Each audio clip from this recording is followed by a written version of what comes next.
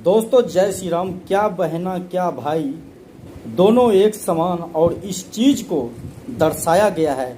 आप जो देख रहे हैं अंकुश राजा, आप सबको पता है कि हर एक साल की तरह इतना अच्छा गाना निकालता है रक्षाबंधन में, जो आंख से सभी भाई को आंसू निकल जाता है। सुनते ही इस गाने को आप सब इतना प्यार आशीर्वाद दे रहे हैं कि बहुत ही मन गदगद हो चुका है। ऐसे गाने को हम तो कहते हैं कि नंबर 1 ट्रेंडिंग पर होना चाहिए। अंकुश राजा दोनों भाई को आप सब जरूर प्यार आशीर्वाद देते रहिए ऐसे ही।